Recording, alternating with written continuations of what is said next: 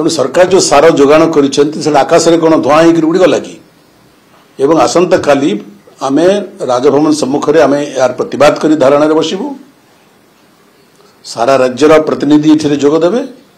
एवं महामहिम राज्यपाल को मध्य आमे आमर दाबीपत्र देबू। सरकार कहते सारा पर्याप्त परिमाण में मिलूँ चाषी कहते सारा आमको मिलूना तो चाषी मिछ कहते असत्य कहते सरकार सत्य कहते ये भेली की सरकार कहीं सृष्टि कर सरकार को अनुरोध करुच्ची आह्वान भी करुच्ची सरकार निजे जाकर फील्ड देखु भुवनेश्वर मान्यवर मंत्री माने केवल विवृत्ति न देकरी से जातु टे गाँ गंडा देखु से निजे उपलब्धि करेंगे सारा चाष को ठीक भाव में मिलूँ ताले सरकार कथा को आम मानि नेबू सार कौटी उपलब्ध नहीं आपण एबे भी मु कहूँ डाकुची आपण मो सांगे चलतु कौन सी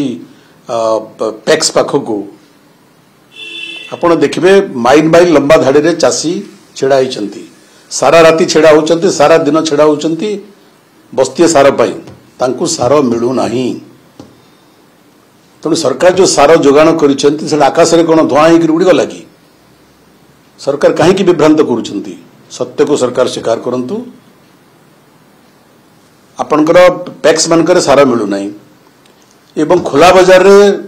जिते चाषी बाध्य होकर जाऊँगी 3 गुण 4 गुण दाम रे सार मिलूँ तार अर्थ कौन सार अच्छी किंतु सार उपरे सरकार नियंत्रण नहीं the government has completely failure it is totally government has failed to monitor the thing चाषी को सार मिलूना जदि चाषी को सार मिलू था चाषी कौन एत समय अच्छी चाष समय चाषी को 1 घंटा भी फुर्सत मिले ना जदि सार मिलू था कहीं दिन दिन राति राति लाइन लाइन लंबा लाइन रे चाषी पैक्स आगे एवं सार दुकान आगे छेड़ा होते मत सबुठ बड़ आश्चर्य और दुख लगुच मान्यवर विभाग मंत्री कहते सार मिलूँ जो मैंने सार मिलूना बोली कहते से राजनीति करुँच चाषी मैंने राजनीति करुँच पेट पाटना लड़ाई करुँच चाषी मैंने परिश्रम करुँच दीटा धान केमती उत्पादन करेंगे खाद्यशस्य उत्पादन करेंगे एवं चाषी जो सार हाथ पतौची सरकार कौच चाषी राजनीति करुँचा चाषी मानकर कटा घारे चून दौरान सरकार तेणु एबे भी समय अच्छी सरकार स्थिति को कंट्रोल को नियंतु पर्याप्त परिमाण में चाष जोगे दिंतु एवं कोऑपरेटिव सेक्टर जोगे दिंतु सोसाइटी मान जरिए जोगे दिंतु एवं उपयुक्त मूल्य रे चाषी मान को सार जोगे दिंतु ने आमर आंदोलन तो विभिन्न जगह स्वतःस्फूर्त भाव भी चली राज्यर विभिन्न अंचल चाषी मैंने भी आंदोलन करुँच विजु जनता दल भी आंदोलन करुँची एवं आसंता काली आमे राजभवन सम्मुख में आमे यार प्रतिवाद कर धारणा बसबू सारा राज्यर प्रतिनिधि ये जोगदेवे एवं महामहिम राज्यपाल को मध्य आमे आमर दाबीपत्र देबू